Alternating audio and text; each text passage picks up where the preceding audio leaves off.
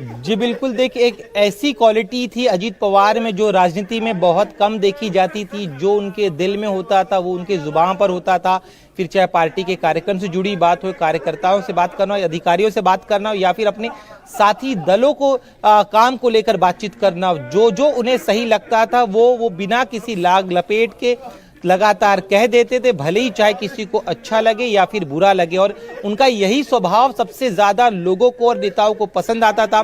कई बार उनकी बातों से जब वो कड़वी सच्चाई कहते थे तो कुछ लोग आहत होते थे, लेकिन बाद में उन्हें रियलाइज होता था कि अजीत पवार जो कह रहे हैं वो भलाई के लिए कह रहे हैं, उन्हीं की भलाई के लिए कह रहे हैं। और जो समाज के लिए, जनता के लिए, पॉलिसी के लिहाज से जो सही होता है वो अक्सर कहा करते थे। लाडली बहन योजना को लेकर भी वो कहते थे कि आप चूंकि पैसे दे रहे हैं तो ऐसे में जनता जो है वो इस तरह से उम्मीद न लगा के रखे। तो फाइनेंशियली जब चीजें आती थी, जब राज्य का बजट, चूंकि वो वित्त मंत्री रहा करते, तो ऐसे में जो लोग हर चीज के लिए सरकार पर निर्भर रहते थे कि सरकार आएगी मदद कर देगी, उनको लेकर भी वो अक्सर कहा करते थे कि सभी चीजों का ढोंग किया जा सकता है लेकिन पैसे का ढोंग नहीं किया जा सकता। इसीलिए जनता जो है कार्य करते रहे, हर चीज के लिए सरकार पर निर्भर ना रहे। तो सोचिए, एक राजनेता जो जो वित्त मंत्री हो सरकार में, उसके द्वारा इस तरह से इतनी साफ गोई से जनता के उस वर्ग को एड्रेस करना जो हर चीज के लिए सरकार पर निर्भर रहती है, ये बहुत कम रेयर क्वालिटी है जो नेताओं में देखी जाती है। और यही वजह कि अपने पिछले 40 वर्षों के करियर के दौरान कभी कोई ऐसा पल नहीं आया जब अजीत पवार ने अपने वक्तव्य से किसी को दुखाया हो। जब भी उन्होंने कहा, जब जो भी बातें कही, वो हर बार जनता के हित में रही थी। उनके पार्टी की बात हो या फिर पॉलिसीज को लेकर, खास तौर पर देखिए अजीत पवार को अगर जज करना होगा तो अपने जब वो काम करते थे, पॉलिसीज को लेकर जब बात करते थे, राज्य के जो वित्त विभाग होता था, वित्तीय जो स्थितियां हुआ करती थी राज्य की, उसको लेकर जो बात करते थे, उन चीजों की वजह से वो आज उन्हें हर नेता याद कर रहा है कि आज जब अजीत पवार नहीं हमारे बीच है तो उनकी ये जो क्वालिटी थी जो सबको सबसे ज्यादा याद आ रही है, जितने ब्लंट तरीके से वो मुखर होकर जो सही होता है उसे कहते थे, वो लोगों को सबसे ज्यादा छू जाता था। ये एक प्रसंग जिसका जिक्र अभी सौरभ ने किया, उसके अलावा भी कई ऐसे प्रसंग है बताऊं, जिस तरह से कि जब हम उनसे बात क्या करते कि जब आपने पार्टी छोड़ी, पार्टी छोड़ने के पहले वो मुखर होकर पार्टी के भीतर शरद पवार को भी कहते थे कि अब समय आ गया है जब आप आराम करें, हमें जो है दूसरी पीढ़ी जो है उन्हें काम करने का मौका दे। कोई इस तरह से नहीं करता, लेकिन ये बातें उन्होंने पब्लिकली मंच पर कही थी, जो उनके दिल में था वो उन्होंने कहा था। और यही वजह है कि आज इतने वर्षों बाद भी जो जो उनसे मिलता था वो इनके इस स्वभाव की वजह से उन्हें और ज्यादा। देखिए, एक महत्वाकांक्षी नेता थे, युवा थे, राजनीति के लिहाज से उनकी उम्र कोई बहुत ज्यादा नहीं थी। 66 वर्ष की उम्र में भी आप ये सोचें, इतनी बार के विधायक हो जाना, मंत्री हो जाना, 6 बार के डिप्टी सीएम हो जाना। कुछ नई तस्वीरें भी हैं लैंड क्रैश साइट की, वो भी आपको हम दिखा रहे हैं। तो अब उसमें एक ऊंचाई से दिखाई दे रही है तस्वीर, तो पता लग रहा है कि विमान का तो कुछ ज़्यादा बचा नहीं, केवल टेल जो पिछला हिस्सा है केवल वही साबुत दिखाई दे रहा है। बाकी पूरा जो बॉडी है जहाज़ की वो पूरी तरीके से आपको जली हुई दिखाई देती है। तो ये वो पिक्चर है, और वो बार बार हम जिक्र कर रहे हैं उस छोटी सी पहाड़ी का। क्या इस पहाड़ी से टकरा करके क्रैश हुआ? कोहरा था, पायलट को लैंड नहीं करने के लिए स्ट्रिप नहीं दिखाई दे रही थी, आईएलएस सिस्टम वहाँ नहीं होता है तो आपको तकनीकी मदद नहीं मिलती है, पायलट को खुद रनवे देख करके लैंड करना होता है। ये सारी वजह रही। अब ये सब जांच में जो है वो सामने आएगा, लेकिन है एक बहुत बड़ी क्षति। और दूसरा आप ये देखें कि समीर, इस वक्त अजीत पवार अपनी राजनीति के चरम पर चल रहे थे, पीक था उनका, ये उनके पॉलिटिकल करियर का। पार्टी पूरी तरीके से उनके हाथ में थी, कोई चैलेंज नहीं था, सरकार का हिस्सा वो लगातार 2022 से बने हुए थे, बहुत महत्वपूर्ण विभाग उनके पास थे, उप मुख्यमंत्री के अलावा वित्त मंत्री महाराष्ट्र जैसे राज्य का होना, तो एक बड़ी पावरफुल जगह वो इस वक्त बैठे हुए थे, हर लिहाज से, पार्टी भी और सरकार भी। बिल्कुल सौरभ, क्योंकि पार्टी में उनकी पैठ पूरी तरह से पकड़ पूरी की तरह से थी, और साथ ही साथ सिर्फ वो जिस राष्ट्रवादी कांग्रेस का वे प्रतिनिधित्व कर रहे थे, नेतृत्व कर रहे थे, वही नहीं बल्कि शरद पवार गुट का भी नेतृत्व अभी उन्होंने करना शुरू कर दिया था। क्योंकि अगर हम नगर निगम चुनाव में देखें तो पूरी तरीके से प्रचार की पूरी कमान उनके हाथों में थी। न शरद पवार ना ही सुप्रिया सुले ने उस पूरे चुनाव कैंपेन के दौरान कहीं हस्तक्षेप नहीं किया। टिकट भी जो बांटने थे या कैंपेन की जो लाइन तय करनी थी वो भी अजीत पवार ने ही तय की। जब पुणे नगर निगम का जो मैनिफेस्टो रखा जाना था उसमें ही अजीत दादा पवार ने ही लीड किया, और उसमें जो कुछ मुद्दे रखे जाने थे, जो घोषणा पत्र होना था, वो अजीत पवार ने ही लीड किया था। जाहिर है अब भी जबकि महाराष्ट्र में जिला परिषद और पंचायत समिति के चुनाव जाहिर हो चुके हैं, चुनाव प्रचार शुरू है। उसके लिए ही अजीतदादा पवार के आज के 4 कार्यक्रम बारामती में ही थे। 10 बजे से लेकर शाम के 5:30-7 बजे तक उनके पूरा कार्यक्रम दौरा लगा पड़ा था। लेकिन जिस तरीके से हादसा हुआ उसके बाद पूरे महाराष्ट्र को जो कार्यकर्ता हैं, उनके समर्थक हैं, एक बड़ा ही झटका लगा है। बात करें उनके महाराष्ट्र राजनीतिक करियर की और पीक की, तो बिल्कुल जाहिर है, क्योंकि लगातार वो सरकार में बने रहे, उप मुख्यमंत्री के तौर पर और खासकर वित्त मंत्री के तौर पर उन्होंने लगातार महाराष्ट्र का बजट रखा हुआ है। लाडली बहन योजना जो महाराष्ट्र के लिए सबसे एक फ्लैगशिप प्रोग्राम रहा है, उसे रखने का काम भी उन्होंने ही किया। हालांकि मुख्यमंत्री उस वक्त एकनाथ शिंदे थे जी, उनके समय की ये योजना तो है। ऐसी तमाम बातें हैं समीर जो आज अजीत पवार के बारे में याद की जा रही हैं, और उन्हें याद करके आज राजनीति में उनको जानने वाले लोग, जनता जो उनको जानती है, उनसे प्रेम मानती है, सबकी आंखों से आज आंसू छलकते हुए हम देख रहे हैं। राजेश के पास चल लेते हैं, एनसीपी दफ्तर से हमारे साथ जुड़ गए। राजेश, आप भी तस्वीरें दिखाइए, लोगों से बात करिए। ये खबर जो आज यकीन करने वाली नहीं थी, सुबह सुबह जब ये खबर आई, इस खबर का क्या असर उनके समर्थकों पर पड़ रहा है? बिल्कुल, देखिए, महाराष्ट्र प्रदेश का जो एनसीपी का कार्यालय है प्राची, मुंबई के नरीमन पॉइंट में, वहाँ पे मैं मौजूद हूँ और यहाँ पर भी शोक की लहर है। जो कार्यकर्ता यहाँ पहुँच रहे हैं उनके आंखों में आंसू हैं, क्योंकि सालों साल तक उन्होंने अजीत पवार के साथ काम किया और अपने समर्थकों के लिए, अपने कार्यकर्ताओं के लिए, अपने चाहने वालों के लिए वो दादा थे। और यही वजह है कि जो यहाँ पे लोग पहुँच रहे हैं वो बहुत ज़्यादा शोक में है, और कई लोगों को हमने यहाँ पे बिलक बिलक कर रोते हुए भी देखा है। सर, आप बात कर पाएंगे? आप बात करो। कितने सालों से थे आप दादा के साथ? सर, बताएं, आप कितने सालों से थे दादा के साथ? और ये जो खबर आई है बहुत दुख देने वाली, पीड़ादायक। पार्टी जब भी हम लोग का एनसीपी पार्टी हो गया, स्थापन हो गया, तभी से हम लोग दादा के साथ हैं। पीड़ादायक खबर है, बहुत दुख देने वाली। हम लोग को लग नहीं रहे कि दादा नहीं है हमारे इसमें। आज कल तक यहीं इसी दफ्तर में आते थे कार्यकर्ताओं से, यहाँ पे ही थे वो करे,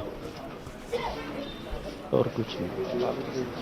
ये लोग जो यहाँ पे पहुँचे हुए हैं वो सब इस वक्त दुख में हैं, पीड़ा में हैं, और लोगों से मैं बात करने की कोशिश करता हूँ, अगर वो बात कर पाए तो।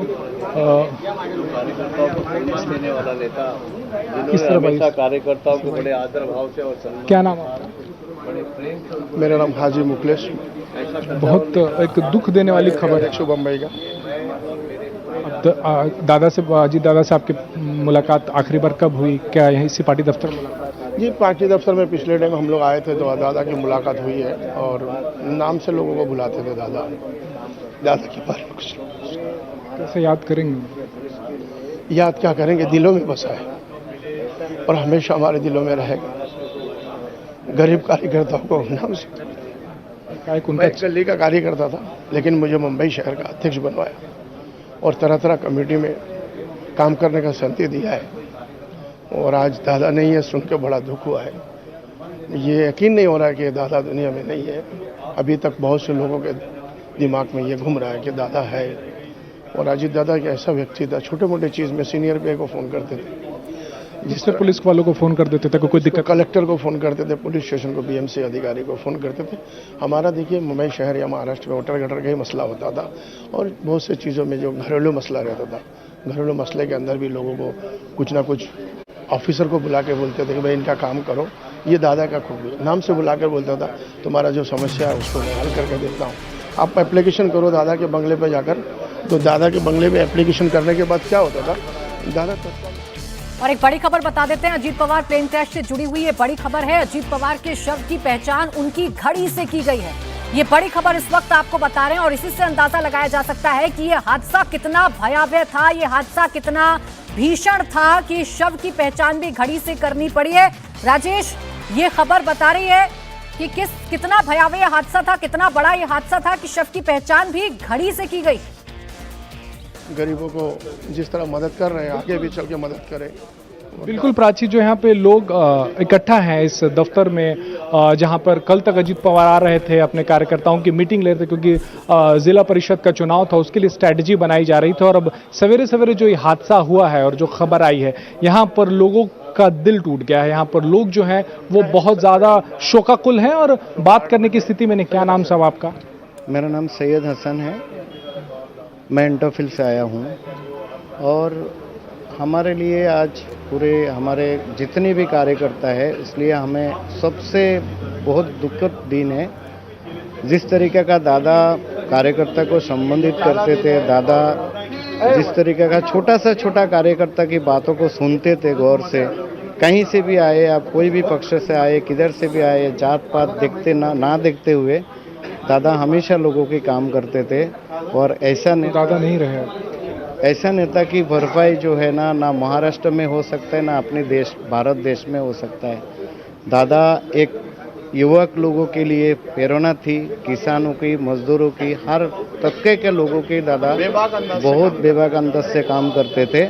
और इसलिए हम लोग दादा को भावपूर्ण श्रद्धांजलि देते हुए यहाँ पर हम लोग आए। यहाँ पे श्रद्धांजलि प्राची लोग अपने नेता को दे रहे हैं। जितने भी लोग आए हैं वो अपने अपने तरीके से याद कर रहे हैं। खबर आई है, ये बताना चाहेंगे दर्शकों को कि आप हादसा इतना भीषण है ये, और उसके बाद आग लगने के बाद आप परिस्थिति जो होगी उसकी कल्पना कर सकते हैं कि जो व्यक्ति उसमें सवार थे उनके बॉडीज को पहचानना एक बहुत बड़ी चुनौती रही होगी। अजीत पवार के शव को आइडेंटिफाई कर लिया गया है क्योंकि 5 लोग थे इस विमान के अंदर, 5 की मृत्यु हुई है।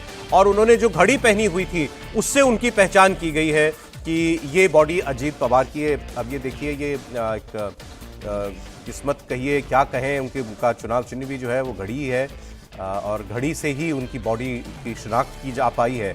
राजीव गांधी की जब डेथ हुई थी तो उस वक्त वो भी बहुत ज़बरदस्त बम धमाका था, उसमें भी शव जो है क्षत हो गए थे। उनके जूतों से पहचाना गया था कि ये राजीव गांधी का शरीर है। और इसमें शायद इतनी बुरी तरीके से शव जल गया हो, उनकी आग लग गई, बहुत भीषण आग लग गई थी विमान में क्रैश होते ही, तो इसीलिए मुश्किल था शव को आइडेंटिफाई कर पाना। लेकिन हाथ में जो घड़ी पहनी हुई थी उससे अजीत पवार की बॉडी को आइडेंटिफाई किया गया। बहुत ही तकलीफ देने वाली सारी डिटेल्स हैं ये, लेकिन ये जानकारियां आ रही हैं कि इस क्रैश में कोई जीवित नहीं बचा है। 5 लोग सवार थे। फिर आपको बता दें, अजीत पवार, उनके पर्सनल स्टाफ थे, उनके सिक्योरिटी के लोग थे और 2 क्रू मेंबर थे। तो 5 लोगों की इसके अंदर मृत्यु हो गई है। एनसीबी दफ्तर पर आप देख ही रहे हैं किस तरीके की खामोशी है, एक शोक है, बिल्कुल घने बादल एकदम छाए हुए हैं शोक के। परिवार की तरफ से अभी तक कोई रिएक्शन नहीं है। जाहिर है उनके लिए तो बहुत बड़ा झटका है ये। पार्टी में जितने लोग सीनियर लोग थे सब आंसुओं से रोते बिलखते इस वक्त दिखाई दे रहे हैं। तो ये महाराष्ट्र की इस वक्त परिस्थिति है। कोई इस बात को एकदम समझ नहीं पा रहा कि अचानक ऐसा क्या हुआ। देवेंद्र फडणवीस वो बिल्कुल स्तब्ध दिखाई दे रहे थे। उन्होंने कहा मेरे तो दोस्त थे, बहुत जिगरी दोस्त थे, दिल वाला दोस्त मेरा चला गया। अजीत, जिस तरीके से दूसरे उप मुख्यमंत्री एकनाथ शिंदे, उनका रिएक्शन आया, वो बिल्कुल स्तब्ध दिखाई दे रहे थे। समझ नहीं आ रहा था कि कैसे इस पर रिएक्ट करें, क्योंकि उन सबकी ये दिन में कितनी बार बात करते होंगे, एक दूसरे से मिलते होंगे। और अभी चूंकि चुनाव का समय चल रहा है, वहां पर जिला परिषद के चुनाव चल रहे हैं, उसके लिए प्रचार के लिए आज सुबह सुबह ही रवाना हो गए थे अजीत पवार। 4 सभाएं उनको वहां पर करनी थी, लेकिन ये नीतियों को यही मंजूर था। देखिए, दमदार दिलदार दोस्त चला गया, इन शब्दों से आज देवेंद्र फडणवीस ने अजीत पवार को याद किया है। और जिस खबर के बारे में हम आपको जानकारी दे रहे हैं कि अजीत पवार के शव की पहचान उनकी घड़ी से की गई है, और ये भी विडंबना ही है कि वो घड़ी चुनाव चिन्ह जिसको लेने के लिए अपने चाचा से अजीत पवार को लड़ाई लड़नी पड़ी थी, मामला कोर्ट तक गया था, सुप्रीम कोर्ट तक मामला गया था, और फिर सुप्रीम कोर्ट ने सशर्त इस घड़ी चुनाव चिन्ह का इस्तेमाल करने के लिए इजाजत अजीत पवार को दी थी। आज उसी घड़ी से अजीत पवार के शव की पहचान की गई है। दिनेश, यही विडंबना है, जिस घड़ी चुनाव चिन्ह को लेकर अजीत पवार लड़ते रहे, आज उसी से उनके शव की पहचान की गई है। इससे यह बात भी बिल्कुल साफ है कि हादसा बहुत भयावह हादसा था, बहुत भीषण हादसा था, किसी को बचने का कोई मौका इस हादसे ने नहीं दिया। जी बिल्कुल सही कहा आपने कि जिस तरह से यह हादसा हुआ, जितने बड़े पैमाने पर फ्यूल उस विमान में था, यही वजह कि जैसे ही यह विमान टकराया वहां हिल एरिया को, उसके तत्काल बाद जोरदार धमाका हुआ और जितने 5 लोग उस समय मौजूद थे सभी के जो शरीर है वो बुरी तरह से जल गए थे। और यही वजह है कि आइडेंटिफाई करने के लिए दादा की एक खास घड़ी होती थी जो अक्सर उससे वो पहनते थे, तो वही एक घड़ी उनकी पहचान जो अक्सर जब भी वो कहीं बाहर जाते थे, जब भी हम उन्हें कवरेज पर मिलते तो अक्सर वो घड़ी उनके काफ़ी ज़्यादा करीब थे। और वही घड़ी, उसी घड़ी के आधार पर आज उनकी शिनाख्त की गई, उनके शव की पार्थिव शरीर की शिनाख्त की गई। और यही जैसे कि हम कह भी रहे कि एक विडंबना ही कहे कि यही घड़ी, इसी घड़ी के सहारे उन्होंने जो है 1999 में एनसीपी में जब वो शामिल हुए, उससे जो उनका सिलसिला शुरू हुआ था 2023 में अलग हुए, इसी घड़ी चुनाव चिन्ह के लिए वो सुप्रीम कोर्ट तक गए और वहां से जब उन्हें मिला वो घड़ी, आज इसी घड़ी को लेकर वो अपनी आगे की सियासी जो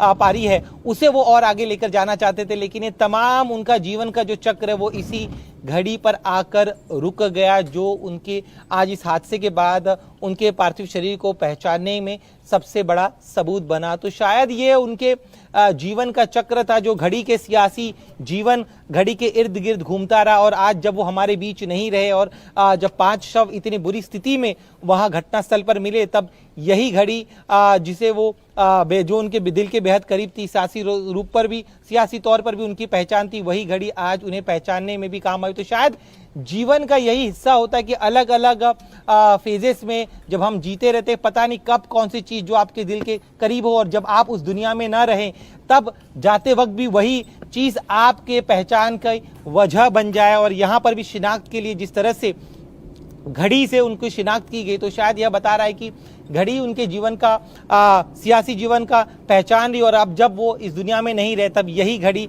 उनकी पहचान की भी वजह बनी।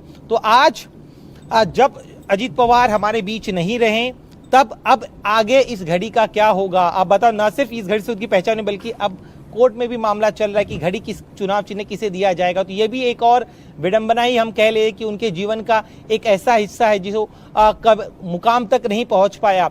और जब उनके जीवन को आज हम पलट कर देखते हैं तो एक वाकया याद आता है कि कई बार वो कह चुके थे सार्वजनिक तौर पर कि 6 बार मैं उप मुख्यमंत्री रहा, मुख्यमंत्री बनने की सभी की तरह मेरी भी इच्छा थी, लेकिन वो कभी भी इच्छा पूरी नहीं हो पाई। लेकिन एक दिन जरूर आएगा जब मैं भी मुख्यमंत्री बनूंगा। ये बयान उन्होंने ऐसे समय दिया जब मंच पर कई सारे नेता मौजूद थे, एकनाथ शिंदे भी मौजूद थे। तो उनका ये जो अधूरा ख्वाब था सीएम बनने का, वो आज के इस दुर्घटना के साथ अधूरा रह गया। तो इस बात का भी दुख उनके चाहने वालों को रहेगा, उनके कार्यकर्ताओं को, नेताओं को रहेगा कि जिस अजीत दादा को मुख्यमंत्री के तौर पर देखना चाहते थे, अब जब अपने सियासत के इतने बड़े पीक पर वो मौजूद थे और जिस तरह की महाराष्ट्र की राजनीति हमेशा से जो है असमंजस में रहती है, जिस तरह से उतार चढ़ाव आते रहे हैं, भले ही फिलहाल स्थिर सरकार हो, लेकिन महाराष्ट्र में कब क्या हो जाए कोई कहा नहीं जा सकता। और यही वजह है कि उनके तमाम कार्यकर्ता नेता एक होप लगा कर रखे थे कि एक दिन जरूर आएगा जब अजीत पवार भी महाराष्ट्र के मुख्यमंत्री बनेंगे। और अजीत पवार खुद भी जो इसे कहते थे वो अधूरा ख्वाब अधूरा ही रह गया। और ये दुख और भी ज्यादा उनके कार्यकर्ताओं को खल रहा है कि उनके दादा जो हमेशा से, बिल्कुल दिनेश, एक ख्वाब उनका अधूरा रह गया, मुख्यमंत्री बनना चाहते थे और मुख्यमंत्री बनने के लिए ही लगातार प्रयासरत रहते थे। 6 बार रिकॉर्ड महाराष्ट्र के डिप्टी सीएम के तौर पर अजीत पवार ने काम किया।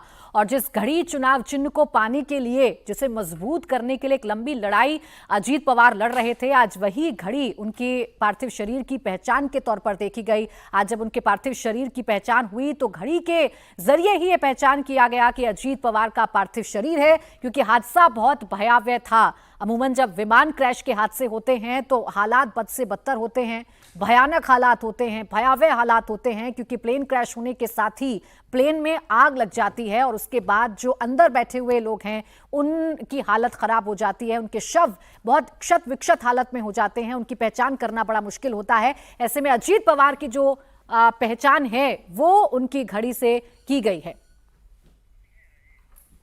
तो अजीत पवार के प्लेन क्रैश पर ये इस वक्त की बड़ी खबर आपको बता रहे हैं, उनकी पहचान घड़ी से की गई है। फिलहाल जो अपडेट है वो ये कि पूरा का पूरा परिवार बारामती के लिए रवाना हो चुका है। अस्पताल में समर्थकों का जो हुजूम है वो उमड़ पड़ा है। समर्थक यकीन नहीं कर पा रहे हैं कि सुबह तक वो अजीत पवार जो अपने कार्यकर्ताओं से बातचीत कर रहे थे, अपनी पार्टी के लिए प्लानिंग कर रहे थे, बारामती में चुनाव के लिए चुनावी सभाओं को संबोधित करने के लिए रवाना हुए थे, वो अजीत पवार आज हमारे बीच में नहीं है। इसलिए समर्थक उनको याद कर रहे हैं, यकीन नहीं कर पा रहे हैं। और एक बात राजेश, जो समर्थक बड़ा कह रहे हैं, और वही एक राजनेता की सबसे बड़ी पहचान होती है कि नाम से अपने कार्यकर्ताओं को जानते थे, नाम से अपने कार्यकर्ताओं को पुकारते थे, और इसीलिए उनके कार्यकर्ता जी जान से उनकी हर एक चुनौती को पार करवाने के लिए उनके साथ लगे रहते थे।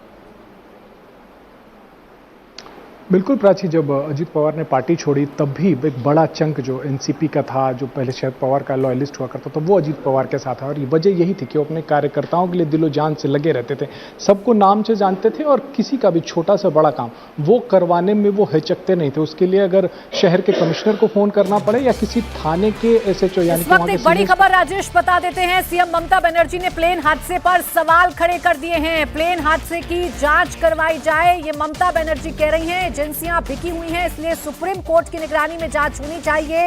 ये क्यों कह रही हैं ममता बनर्जी? वो इसलिए कह रही हैं कि शरद पवार की पार्टी में अजीत पवार लौटने वाले थे, उससे ठीक पहले ये हादसा हुआ है, इसलिए इस हादसे की जांच होनी चाहिए। क्या कहा ममता बनर्जी ने, सुनिए।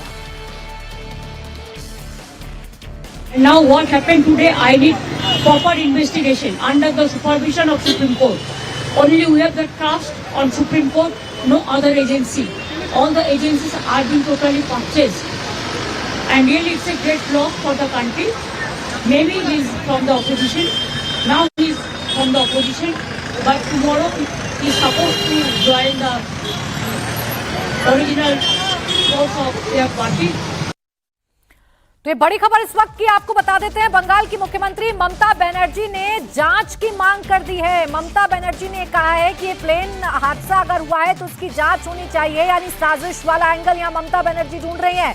और आधार क्या है ममता बनर्जी की इन बातों का? तो आधार ये है कि ममता बनर्जी ये कह रही हैं कि वो अपने पुराने फैक्शन यानी कि शरद पवार के साथ अजीत पवार लौटने वाले थे, शरद पवार के साथ उनकी पार्टी का विलय हो सकता था। इसी वजह से ये जो प्लेन दुर्घटना हुई है, इस वजह से प्लेन दुर्घटना हुई है। ये संगीन आरोप हैं जो ममता बनर्जी लगा रही हैं और कह रही हैं कि जांच एजेंसियों पर उनको यकीन नहीं है, इसलिए सुप्रीम कोर्ट की निगरानी में जांच होनी चाहिए।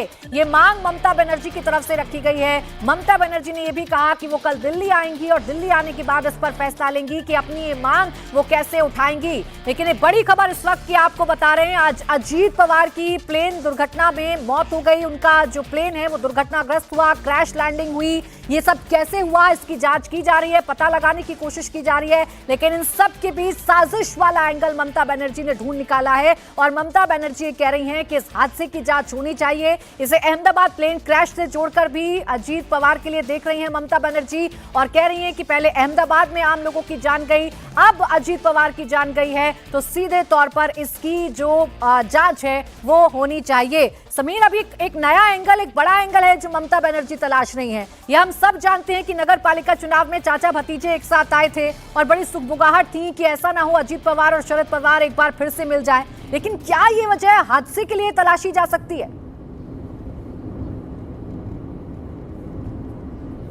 बिल्कुल, जिस तरीके से ममता बनर्जी जो मुख्यमंत्री हैं बंगाल की, वो जो सवाल खड़ा कर रही है कि इसकी जांच होनी चाहिए, वो सुप्रीम कोर्ट की अध्यक्षता में जांच की वो मांग करती हैं।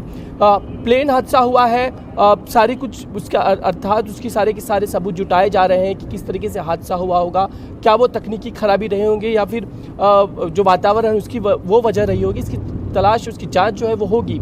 लेकिन जिस तरीके का एंगल वो कह रही हैं कि इसमें कोई साजिश हो सकती है और उसकी जांच होने की ज़रूरत है, जाहिर है महाराष्ट्र सरकार को भी उसका जवाब देना होगा कि किस तरीके से वो इसकी जांच इनिशिएट करते हैं या नहीं।